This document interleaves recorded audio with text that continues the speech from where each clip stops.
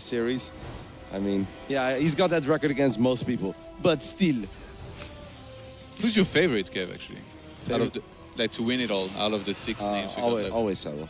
Yeah, always Cyril. What about you, Todd? Who are you feeling? Same thing. I said it from the get-go. Yeah, I've been saying Cyril since, like, a year and a half. I'm pretty sure I said it before Roddy. Yeah. We can settle He that. disappointed me once, and that was WCS Winter, but Anyway, guys, let's get ready for our upper bracket semi-final between these two fantastic Korean StarCraft 2 players. On the left top side, we're looking at one of the very best Terrans of all time. No other way to put it. It is Artosis, his favorite player in the world, TY. And in the bottom right of Kairos Junction, one of the best Protoss players in the world. It's barcode. You completely shut me down there, Todd. Go ahead, finish. It is the red Protoss player. It's Stats. You didn't expect that one, did you? Nah, you completely... you got me. I'm really curious to see what Stats has in store for us in this matchup. We've seen a lot of Zest his PvT this event. And, I mean, even though Zest's execution and the pace and his speed multitasking, it's so good, it always looks a little bit crazy and wild and reckless to me. He just kind of spams units, takes a couple fights that you're really not supposed to take, but then he gives an explanation for it, and I can get behind it, obviously. He's like, well, if I've got so many Zealots and Stalkers, he's like, I just kind of want to take a fight because I want to get rid of them. I want to get other units eventually as well. But some of the scenarios, it just felt like he's running upper ramp while he's on 5 bases against 3, and somehow he gets fortunate. There isn't that much of a Sim City there. The Terran player not paying attention because no Protoss in the world would ever attack there with the army that he has. But I have the feeling that Stats is going to show us a pretty different version of Protoss. I feel like in general he's more of the high-tech units, a lot quicker Storm, right? We know that he loves the High Templars in the Prisms and stuff like that. Probably a couple of quick losses builds as well. So, let's see. I'm excited for it because I think it will be a bit different than what Zest has shown us. I've got to agree with you there, Kev. I feel like Zest thrives in chaos, Stats thrives in just playing his game and just getting it normal, getting to 2 or 3 bases. The Adept does get in and will slow down the CC, so that's already really nice there for Stats. Going for that nice and quick cybernetic score, get the Adept across the map, slow down his opponent, get the momentum on his side. Weird start over here by TY with the Marauders and the Concussive Shells. Now, obviously, if he's expecting this, like, you can get the Adept, you can protect the CC, but the Marauder alone is actually going to have a pretty hard time here. Obviously, with the Alien, it's going to be a lot better. I really wonder how he's going to micro this. He's going to try to, he's just going to settle for 1 Adept for now. The Adept, that's actually a really smart play by Stats. Saves the low HP Adept, he gets the Alien as well. Man. Okay, Stats already having an awesome start here because the scout of this is really good too. I just kind of wonder why Marauders. There is this weird build where they drop a couple of Marauders out of a medevac and they drive some Hellions in as well and they try to grab a handful of probes, but Marauder Cyclone, guys. Well, what has TY scouted this game? Okay, so yeah, he has no idea about this. So and there's no way he's gonna see this coming, I feel, because nobody really scans nowadays. No, and nobody really opens Resonating Glaives Adepts either in PvT. So it is indeed already very different. That's cool. I haven't seen this build in a while. This is 2 very unique builds going up against each other. Quite the opposite of, I think, what most people expected. Stats already up 9 workers as well. I'll make that now 7 by the time it finishes. His economy is really good behind this. Make it 8. This build one.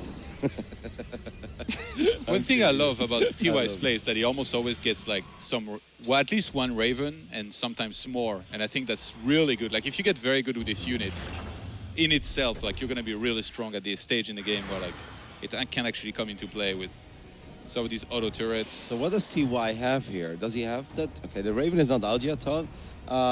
He has 2 Cyclones. Now that should be all right against 6 Adepts, right? I'm actually kind of confused.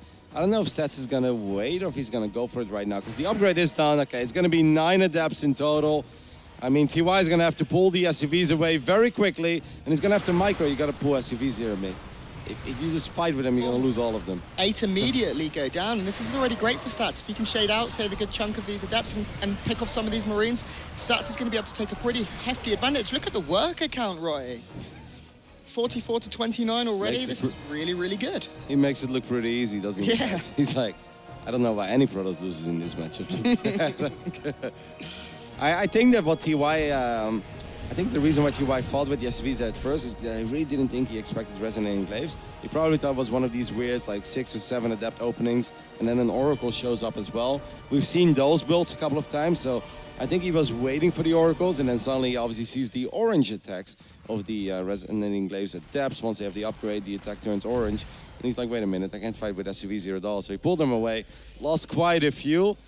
I mean, the one thing you can say, though, is that maybe the real powerful army of stats, it's going to take a little while, but he's going to be able to harass for a very long time off the back of this pretty damn good opening.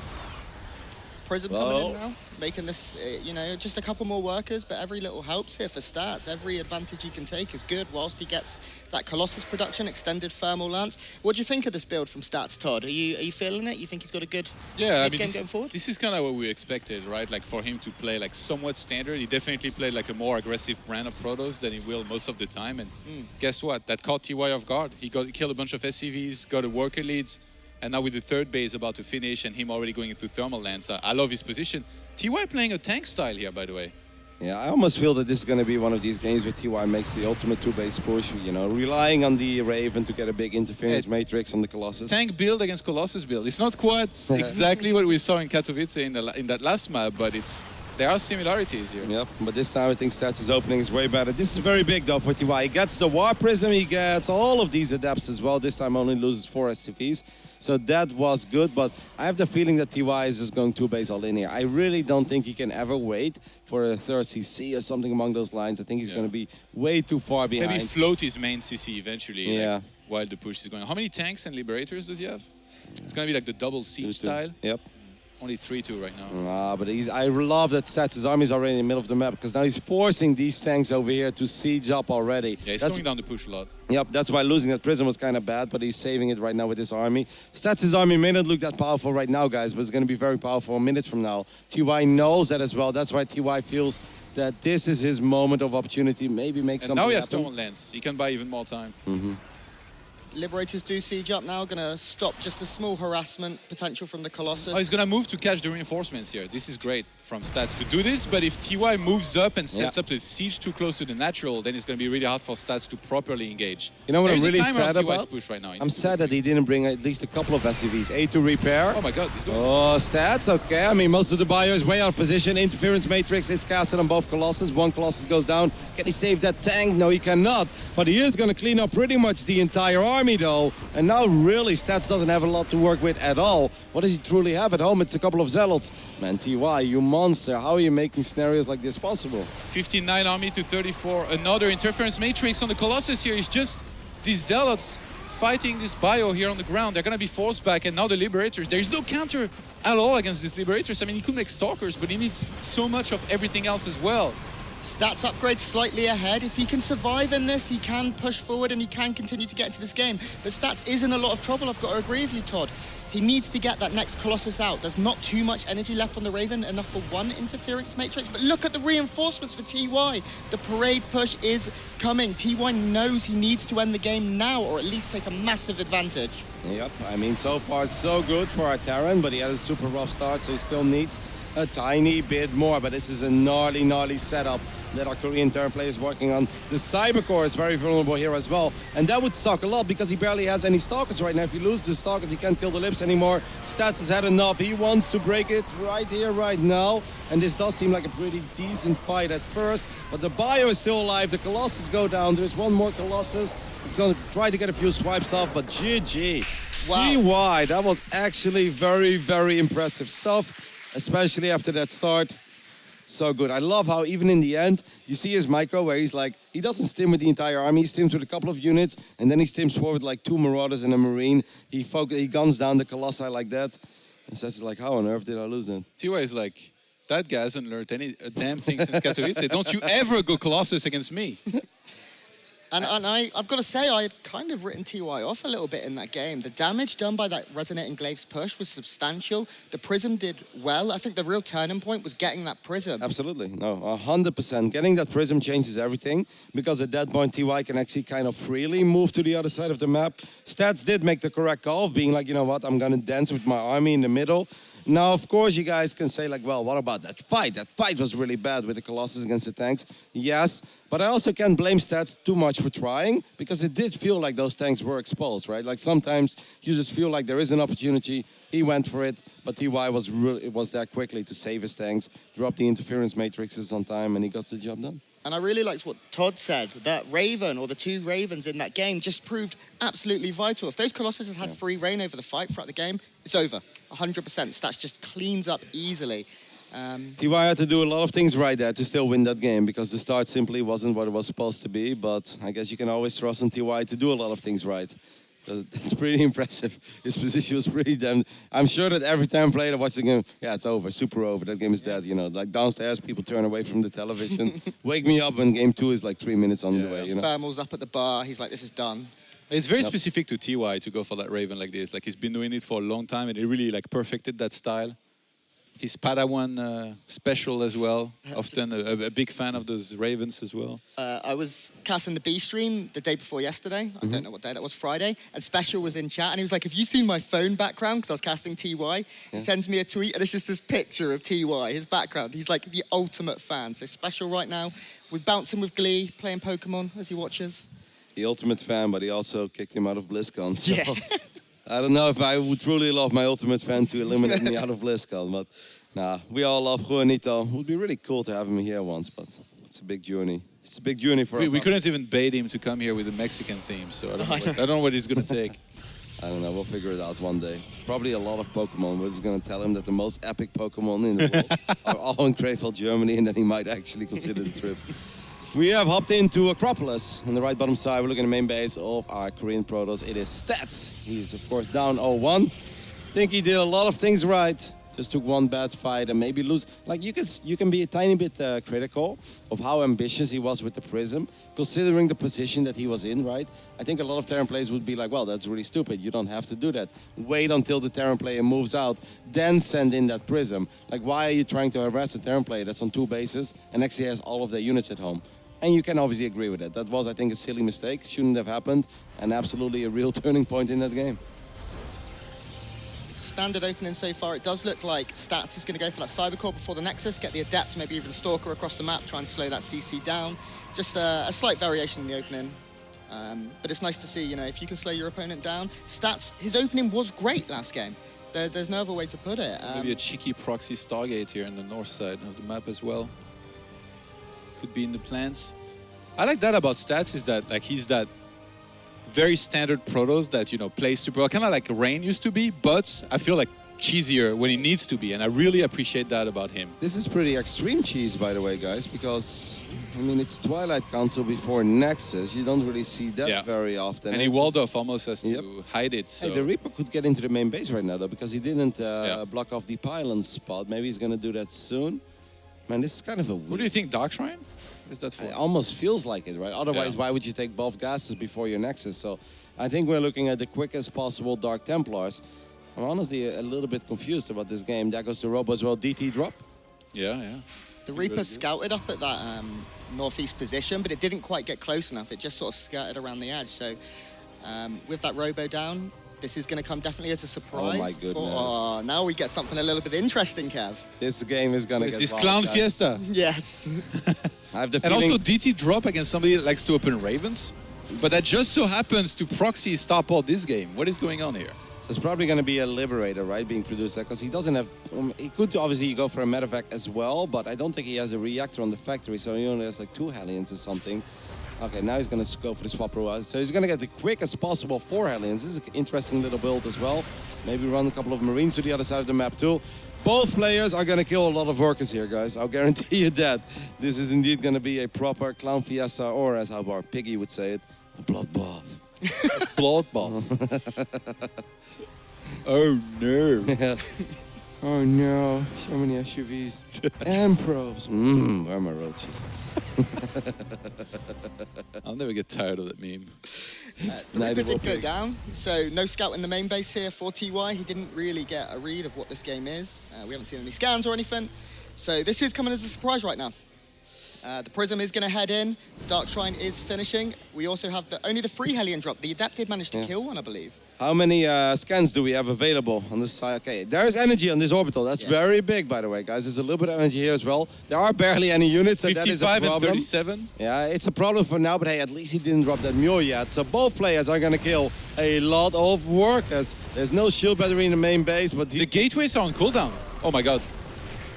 He's not paying attention. He's going to lose one of the DTs here. That's bad as well, yep. Yeah. And I think this is going much better for TY. He's frying Absolutely. so many probes, and the gateway is being on cooldown. Stats couldn't even reinforce back at home and defending against this. Okay, there is an Adept in the natural as well. That's picking up a couple of kills. Ken goes down. He picked up the other Dark Templar too. Todd, apparently both DTs went down. Finally, a defensive DT, but DTs are slower than Hellions, and that means that these Hellions ain't done yet. They want to get a few more workers, and this is now incredibly bad for Stats. He only has 8 probes remaining. He's going to lose all of his workers. TY is on fire. Well, actually, Stats on fire. Yes. This one DT hasn't managed to get a single This is wild what kill sad. for Hellions. Run, boy, run! Get in! Oh! No. Did he just try? Why is he going for the weak one? Oh, that's good. There's like 3 more probes to kill TY. Come on, don't Get disappoint him! us. 4 workers alive. This one DT with Orange Health. Well, this is it, Gonna- guys. This is absolutely it. This one DT is really not going to save the day. There is an engineering base so he can start building a turret somewhere. Okay, a tiny bit sloppy there. He wasn't actually mining any minerals, but he's got the Raven. So say goodbye to your DTs. Stats has 4 workers. That was world's saddest DT, by the way. He's like, GG! TY goes up 2-0 in this winner bracket semi-final. Fantastic play. Cheese beats cheese, Rotti. And TY looking to keep going, advance. He wants Cyril. I really wonder how that game plays out if he drops 1 extra mule there, you know? And he has like, instead of having the 3 scans, he basically has 1 scan for a very long time. I think then it could be a different game. That would be really bad. Obviously, the wall-off didn't help out there for Stats at all because he had one of those adepts, but it was on the other side of the wall-off, so no shield batteries, just nothing. He had absolutely nothing on his side of the main base, and there was no way out, or no way in, rather, for his units. And he's like, man, this is ridiculous. Why would he Hellion drop me on Acropolis? You can just see the differences right now in their emotions. One smiling, one laughing, the other looking dejected. TY was really funny, by the way, because I was having a little chat with him 2 days ago when he was playing his group stage matches. I was like, still undefeated? He's like, yeah, 6-0. I was like, 6-0? I was like, yeah. I was like, oh, that's sick. He's like, no good. He's like, first place, can get Cero. He's like, no. Because he knew Cero took second in his group, so... But we could potentially see that match now. Things are looking very good. I think a lot of people would have given a slight edge to Stats here. I don't think that this was a match and anybody would have truly said, like, yeah, for sure Stats wins or for sure TY wins. And if you would have told me that was going to be 2-0 in pretty convincing fashion as well, because that first game was so damn rough for TY, and then he still wins that game. And hey, in game 2, he's like, all right, I'm just going to go for my build. Maybe a tiny bit fortunate with the build orders, but just freaking awesome execution, man. Yeah. I think there's a problem, by the way, like with the sound. People can't hear the cast over the sound of your shirt. Yeah, you're shot a little bit too loud, Rotti. I mean, don't worry, guys. HomeStoryCup 20 is happening. We're going to talk more about that, by the way. This is actually a good thing that you brought it up, Todd. We're not going to talk about me, but we're going to talk about HomeStoryCup 20. A lot of people have been asking, obviously, what's the plan? Of course, guys, Dennis will be joining us on the couch a little bit later today. And before the grand final, so we always do that, we're going to have a little segment again where we talk about a little everything, you know, and Dennis just tells us how much he loves us and how much he loves you guys. And he will also talk a lot about HomeStoryCup 20, so then you guys will know what the deal is. I know a little bit about it, and I'm very excited. And yes, I've made a promise, guys, HomeStoryCup 20. There's no way out for me. I know that. You know, everybody says that I just keep getting bigger and bigger. But you know what, Todd? I'm a grown man, and I think my body is beautiful. You know what you need to do? You need to get on Bling's vegan fitness YouTube channel. Mate, have you seen his months of freaking videos? He's like making a video. It's like, oh, this is really cool, okay? And I was like, man, that's so awesome. So Sam's making this little freaking video, and he's like, okay, guys, well, you know, you can make this pasta. Obviously, you shouldn't use as much pasta as me because this is quite a bit of carbs. I look at it, I'm like, motherfucker, that's like 2 bites for me. Yeah. You're gonna tell me this is the big meal. I don't want to see the small meal. I don't think that, I really don't think that diet is gonna work out for me. I don't know how that man survives. And I think my favorite thing about it is everything has Nando sauce. He's so English, it's just fantastic. Rotti is going to do a reverse vegan diet. It's only fried chicken. Just kebabs every day. Hey, this is a massive scout here for Stats, guys, and our Protoss needs it. Needs a little bit of luck. He should actually be able to deny this from finishing up. That is a very exposed barracks. Oh my goodness, what a disastrous start for TY. I think you give up on this barracks, no? He wants to wait for the other probe? The scary thing now is if you do cancel that barracks and Stats goes for that cybernetics core, as he has been doing before Nexus, that Adept is going to hit so early before you have anything to defend. Just go barracks, CC, high ground. Yeah. No, I think that, I mean, now he has to wait for that other SCV to make its way to this side of the map. It is finally going to be able to finish up that barracks. But look at the amount of lost mining time already. Todd, would you say Declan Fiesta? Yeah, it's definitely is one of those. Oh my goodness, the second probe. He's going to proxy a factory as well. Yeah, I mean, I don't know how you macro from here. He's going to build a factory at home, but it is indeed factory before CC. This is a pretty damn bad start for TY, guys. That Reaper was supposed to already be in the main base. It was supposed to be working on these probes. Great scout. Yeah, great scout by TY. Does see that Stargate as it's about 1/3 of the way done. But this is super aggressive from Stats on the back of his early advantage. Stargate before Nexus. I mean, what is TY going to have at home? He's going to have to get Widow Mines, maybe? A Cyclone? I think a But that Cyclone. could be too I think most of the time when they open up like this, though, I like to go for a Cyclone because the Cyclone is all around good. I think if you go Yeah, mines, but we don't mind if you get that connection, you know? of course. That's like when you play roulette, you know? You can either put your chip in the middle of all those numbers and like play it safe, or you can bet on one single number, and then if you get it, then You've been in Vegas too long, jackpot. Todd. I mean, it's Roddy's game, the roulette. He knows all about it. And he usually goes for that one number, I It's think. not no? my game, Todd. It's the devil's game. Yeah, number 8, obviously. 8 is great. Waddy likes 8 as well. See, I'm a 7 guy. Well, Waddy likes 7 too, but 7 and 8 are next to each other, so Yeah, true. it's like neighbors. Isn't that the number that shall not be named when you play craps? Yes. I mean, unless you play the hater strategy, which Mr. Bitter and I have always played. In the old days, when we went to Vegas with Mr. Bitter, everybody always is like, all right, go for a good rule. And then Mr. Bitter taught me this strategy. He's like, I know a build, but he's like, people don't like it. People don't like when you do this. He's like, well, he's like, you bet the opposite of everybody else. I'm like, oh, really? Okay, this Oracle's going to People get really mad. When you do it. Yeah. I'll finish the story. Let's see what this Oracle gets done. I mean, the Cyclone not totally out yet, so that's a couple of SCVs going down already. Gets the lock on. If he gets the Oracle, which I think he should be able to get it from here, right? It's actually not super disastrous. Obviously, Stats ain't done yet, and he's working on that wall as well. Second Oracle is about to show up. There is another Cyclone on the way too. I think that TY is fine. Obviously, he took a little bit of damage. But all things considered, I really feel, guys, that he should have been in a worse position than what he actually is in. I'm surprised that this is sort of looking like a game. Is Is he gonna fly in? Before Starport? Yeah, he's going to fly and get the lock on this one. And then go in with the other? Yeah, That's but only one on the lock from one of the Cyclones was used. I honestly think it would have been better if Stats would have just gone one gate fast expand. He delayed the barracks for so incredibly long. There was really nothing to worry about. Anyway, to finish up the story real quick. So Ben teaches me this, like I never played craps before in my life, but I thought it was really cool. So he teaches me this like no pass line strategy. I was like, oh, okay, this is really fun. And at one point there was a man on the other side of the table and he wasn't really aware of what Ben and I were doing. And he's like, come on. But like Ben also bets against all the numbers. At one point he's like, we need a 7 right now. And I'm like, all right, I grab my dice. And the other man, he's like, good luck, shooter. And I'm like, roll the dice. I'm like, 7 out. And I rolled a 7. He's like, unbelievable. He's like, piece of shit. I've 25 years in Vegas. I've never seen this. I'm done. And he rage quitted the table. And Ben looks at me. He's like, I told you people don't like the strat.